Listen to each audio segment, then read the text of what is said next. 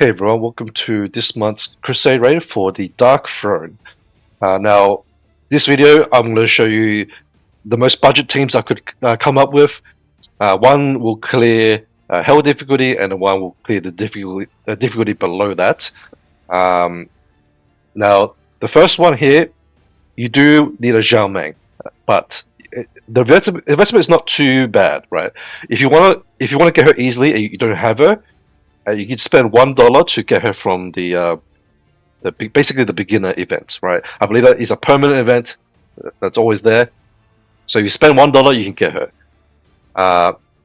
Now for skill ranks, you need her to be a rank 5. So it is 100 gold books. It is a bit of an investment, but this will get you the Hell difficulty clear as long as you have a Farnese, which you probably should have by now. Mine's rank 10, but you don't need her to be rank 10. You just need her to be rank 5 to get her taunt.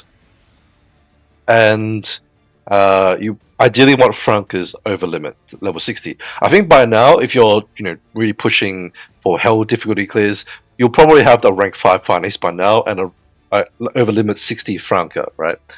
So hopefully that's the case. If not, then I have at least like if you don't want to buy the Xiaomeng, I do have a more budget clear in the lower difficulty. But let's go over this one first. Alright, so the way this team works is we have Mizo healing Farnese. Farnese will actually still eventually die, but Mizo will delay that. Enough turns that you can run like a comp with as few units as this and still clear it. Now, Farnese still wants to have like cores, right? She wants to be 2 HP percent cores and tanky to last as long as possible. So this team does require more cores than usual because you need 2 tanks here, right? So Lilith here is the second tank, and the reason I have her here is because Farnese by herself, at least using these units, just these units, she doesn't last long enough before the boss attacks again and kills the rest of your team. So for that reason, I ran a second tank. So once the Farnese dies, then Lilith basically takes over, right? And when Farnese is dead, Mizo will then target the next unit in line, which is Lilith, and she'll heal them and herb and provide you extra time to survive and kill it or finish it off with your Xiaomeng. Now this will be easier with more supports buffing your Xiaomeng, of course, but I'm trying to do this with as bare bones team as possible. Now if you have other support units like an over limit Fleur and stuff like that to buff more crit damage on your Xiaomeng, then you probably can actually take out the Lilith, right? And just use one tank, right? Either one. Hopefully, whichever one will last long enough to survive the whole fight. Obviously, the more buffs you have, the quicker you can kill this boss, and that will reduce the requirements. But here we also have Tina as the single target buffer. Obviously, between Tina and Mabel, she's the most budget one, so I have put her in here, and that will buff the Xiaomeng. And of course, Franca is here to buff attack and all that, and also she will cleanse the weaken effect. So let's go over a little bit about the skills here on the boss. So the important thing here is that the boss will do some weakening effects, right? It will reduce mobility, and I think there's also an armor debuff here somewhere. So there's dodge damage reduction and armor here. Okay, so it does reduce that, but when it's below 70%. So this will affect your tanks, and that's why I'm using Farnese, because she doesn't really care about your defenses. She's just like a HP like sponge, right? So you run that. She will eventually die though, because these debuffs will stack up, and eventually the boss will do fixed damage based off the number of debuffs, right? Which is I believe this one. And that will eventually just kill yours, Farnese. But she does have a second life, so that will buy her a bit of time, and then eventually she'll die. Additionally, the boss does this one, which is attack power is reduced, right?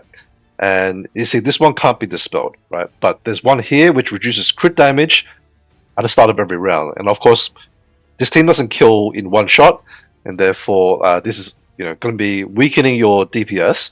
And for that reason, you need a Farnese, not Farnese, you need a Franca to dispel weakening effects on your DPS, which is quite easy to do, of course, and she's pretty easy access anyway. And of course, you'll probably be using her anyway because she does attack buff and crit rate buff.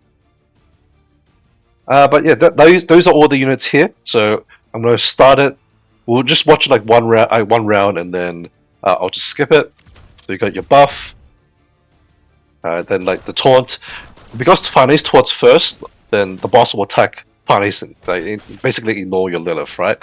And that will be the case on the next, like, the following turns until Farnese dies. All right, so you've seen one rotation. It's pretty simple, right? Pretty standard. So I'm just going to skip here and show you that it does kill. Okay, so you get the kill score here. Turn score is like kind of meh, but at least you'll get the clear. Now, if you don't have Xiaomeng, or you don't want to buy her, whatever reason, you don't want to spend the gold books on her, you can use pretty much the exact same team, but replace Xiaomeng with Skadi.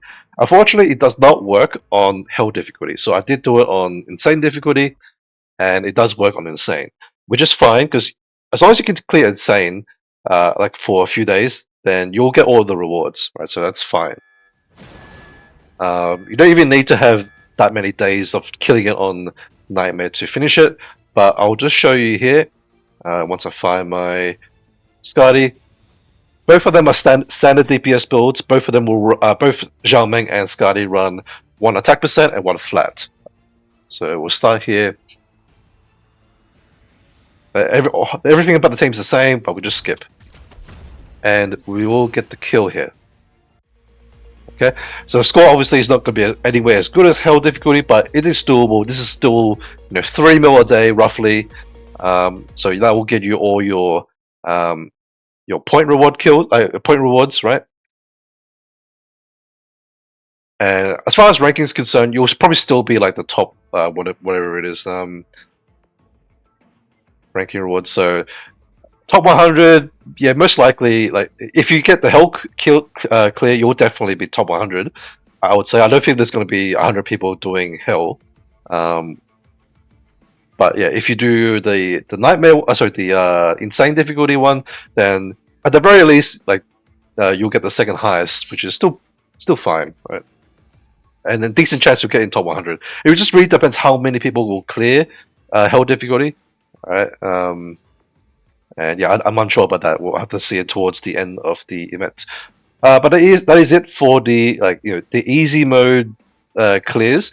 I will be working on doing like the max damage build over the next few days. So I'll see how I go with that. It's going to take me a bit of time because I'm busy with other things as well. So yeah, hopefully I can find enough time to work something out. But yeah, that is it for this video. Thanks for watching, guys. Hope that is helpful. And good luck with your Crusade raid. So I'll see you in the next video. Bye bye.